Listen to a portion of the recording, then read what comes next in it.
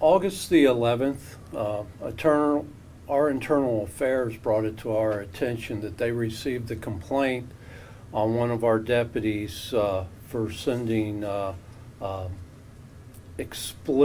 sexually explicit videos and photos of himself to a young female, the age of 18.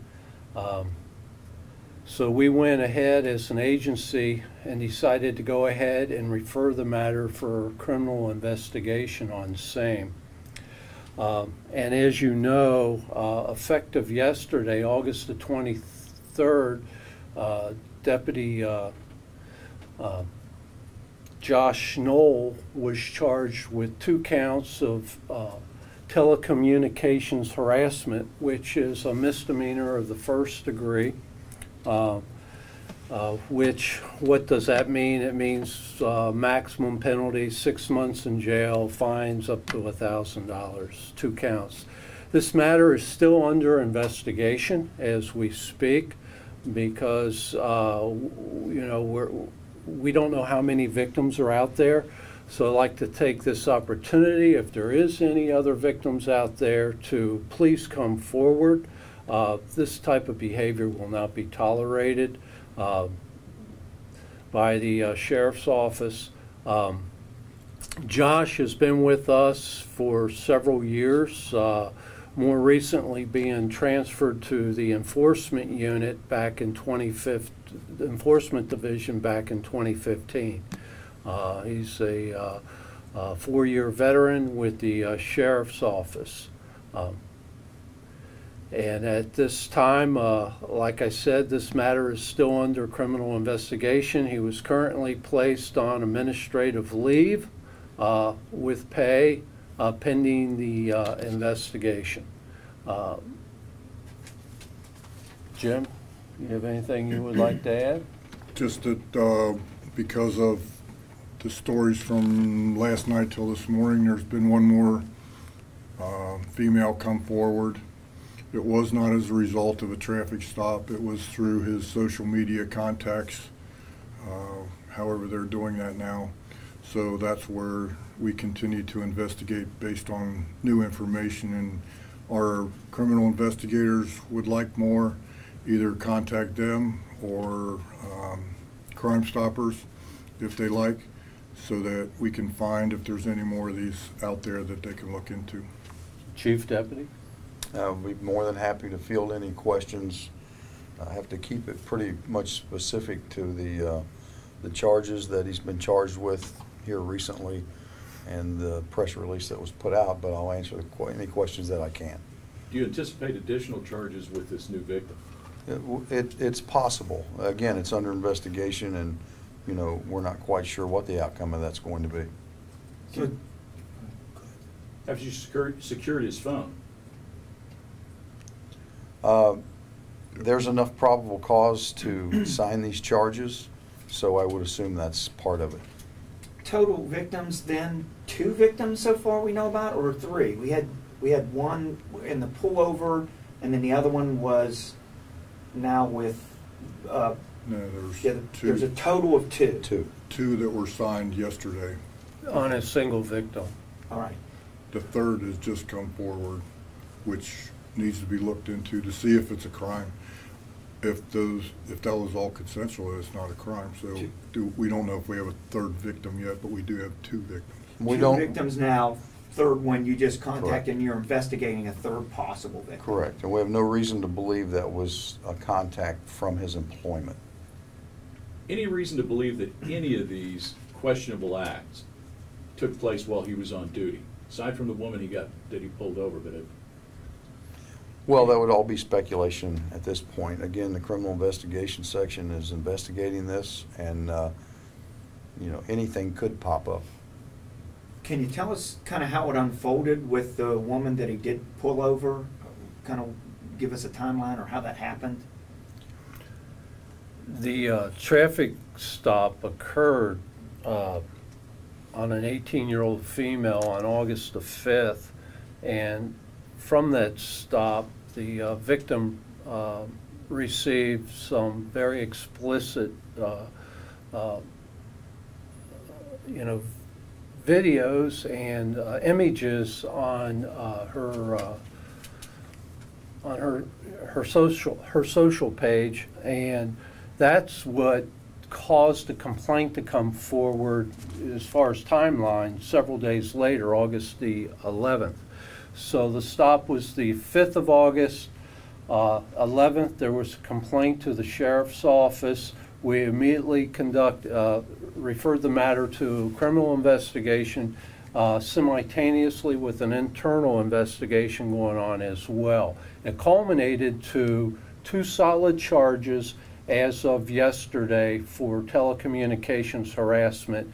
But because of the nature of this offense and the potential for more victims, it's a continuing investigation. But right now we have 2 charges for telecommunications harassments. Like I said, they're misdemeanor ones, criminal offenses, but the investigation is still ongoing. And then the second. This matter has not been closed out, but we've effected an arrest on 2 solid complaints. And those both relate to the 18-year-old? Yes. Or one on the 18-year-old and one on the other woman? The other woman, which was not as a result of a traffic stop or any of his, he apparently is active on social media, which one I'm not exactly sure, but that's how the one on the 18-year-old that started with the traffic stop, he looked her up, I believe, on Facebook, and that's how he reached out to her, not based on, I mean, he had her name from a driver's license, but then he went to, I believe, Facebook. I don't want to blame them for this, but that's how he reached out to the first one, and then he had already done it with the other one, and she had asked him to stop, and when he didn't stop is when she reported to us. And that's the second victim. Correct. And then this third potential victim is still being investigated. Correct. Yes. We just heard about this morning. And so one of the criminal charges is for the 18-year-old and the incidents that followed the traffic stop. And the second criminal charge is related to a second victim, correct? Yes, and there's Then potentially a Then a third. potential third victim. Correct. Correct. Called you and complained after watching a TV story. Correct. Is that Correct. Okay. And this is, and because of the nature of this, it is a continuing investigation, because there might be more victims out there that could come forward. And because of that, we are requesting anyone that has any information that can help us out with this or has a complaint to file, please do so, and they can contact the Criminal Investigations section at 851-6000 or even Crime Stoppers at 352-3040. Sheriff, a couple quick questions. So if the incident, if the communication with the 18-year-old started, if his first encounter with her was at that traffic stop, and that's the allegation, right? So he had her personal information that he obtained while making the traffic stop. So has the investigation found that he used the information he got during the traffic stop to contact her through social media? Just a name. Just the name? He took her name, got on Facebook, and that's how he initially contacted that one. But it started based on getting her license at the traffic stop.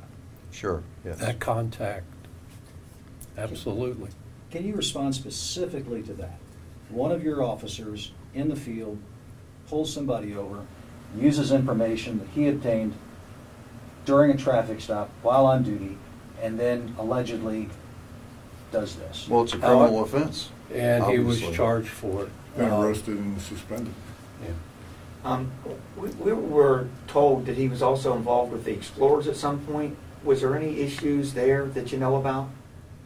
Not that I'm aware of. Not that we're aware of, but again, this is an ongoing investigation. Can you give us examples of some of, without getting too specific, examples of some of the explicit communications that he exchanged with this 18-year-old? Explicit images. So with that being said, an explicit image, it's of a sexual nature. So, You draw your own conclusions on that. Any idea if he did, if he sent those through a city-issued phone or a city-issued computer? See, now we're getting County into, issue computer, now we're county getting issue into phone. evidence, and we have to be careful on what we discuss because it is going to the prosecutor's office to. I will say we don't believe so at this time, but it's still under investigation. Any evidence that he did that while on duty? That part's still under investigation. yeah. Have you uncovered any issues with improper telecommunications on his phone while he was on duty? Well- Again, the matter is being investigated to figure out the depth of the violations. Well, I understand it, but has the investigation so far uncovered any use of his phone on duty improperly? His phone is a private phone. It's not a, to answer your question, it's not a county phone. It's a private phone. And absolutely, it would be a potential solid piece of evidence and part of the investigation. But with that being said, again, this is still currently ongoing. As we get more information and the potential for more involvement, we'll keep you all in the know. This is a recent arrest. The charges that are solid, they were signed, and there could be potentially more charges following as people come forward. Sheriff, was he booked into the jail? He was booked into the jail and he made bond. There was bail at $10,000 and it was posted.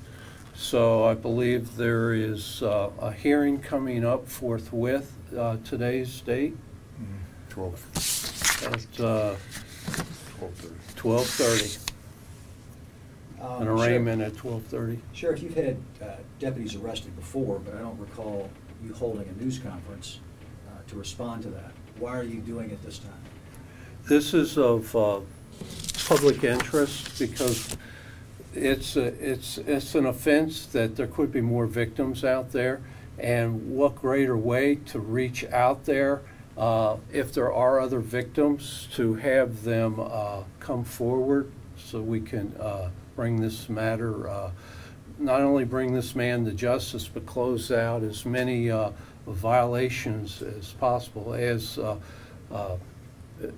Deputy Knapp said, since yesterday's press release, a third victim has come forward. Now, the results of that information, I have nothing to share at this time if there's going to be an additional charge, but we have a potential third victim that's being interviewed. So you can see the benefit of this type of crime, of getting the information out.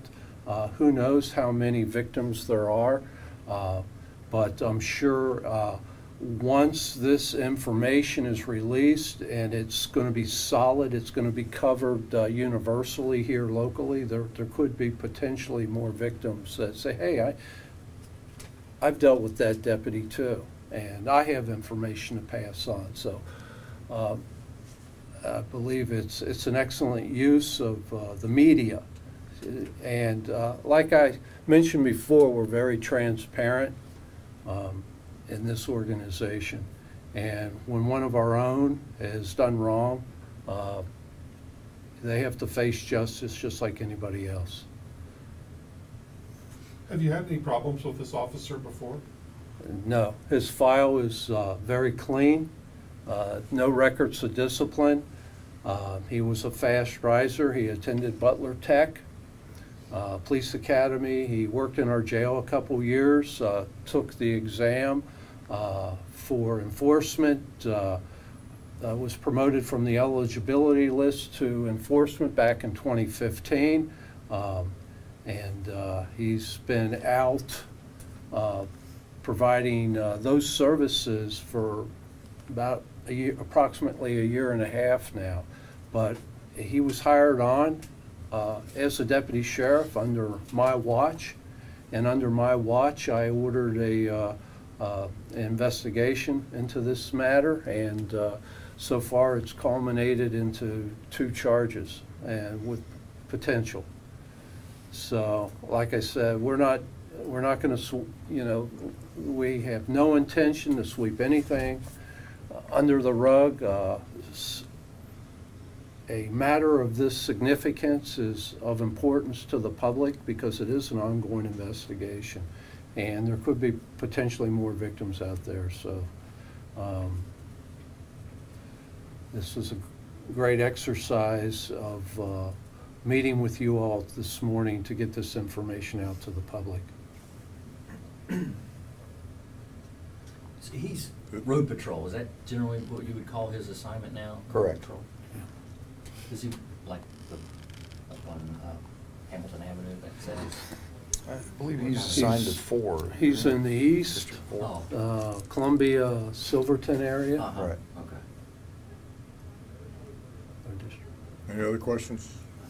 Cool, we're done. Is the report, his jacket, does that have that? We are currently in the process of scanning his personnel file. I got one from you and Channel 19. As soon as we get it all scanned in and out, it'll go out. Right, and the report itself on the incident. The incident report hasn't gone through yet, so that's not available yet either. But once it is, you request it and I'll get it to you. Okay. Thank you.